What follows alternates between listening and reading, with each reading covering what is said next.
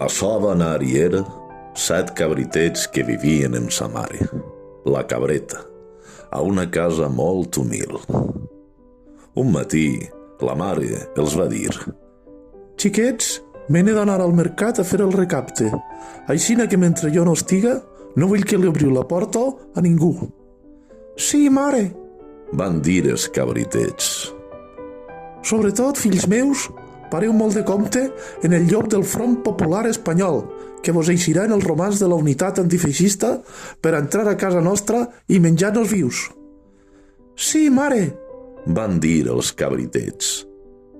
«Recordeu, fills meus, que Espanya, eixa vella prostituta i alcohòlica, en realitat és Castella disfressar, o siga, Madrid, i que quan diuen espanyol volen dir castellà». «Sí, mare». «Au, xiquets, recordeu-ne, no obriu a ningú, i molt banco al llop del Front Popular Espanyol, que és un guilopo i un castellà». Aixina que la mare va anar-se'n a fer el recapte, i els cabritets van quedar a soles.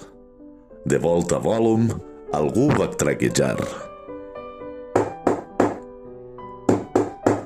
«Qui és?» «Soc el llop de la unitat antifeixista espanyola. Deixeu-me passar, o si no, Abascal serà ministre i serà pitjor». «No, que la mare mos ha dit que no t'obrim. Escampa el poll». El llop se n'anà tot pensarós i se li acudí una idea i tornà a traquejar a la porta de la casa dels cabritets. «Qui és?»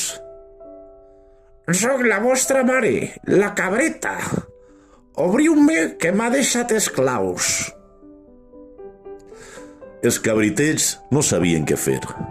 El llop havia aconseguit estrafer la veu de sa mare prou bé. El major dels 7 germans, que era molt arriat i molt bragat, li va dir: «Si és la nostra mare, passa la poteta per davall de la porta perquè la puguem veure».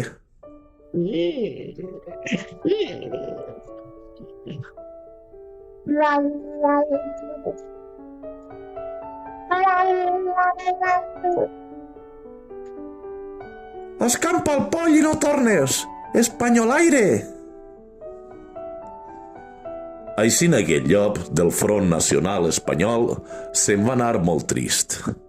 I van passar els anys, i els cabritets van créixer esponerosos i bledants. El llop va acabar treballant de tertulià a Teleflorentino i escrivint piulades molt però que molt guais per a la pota esquerra del sistema. I conte contat, per la ximenera se n'ha volat.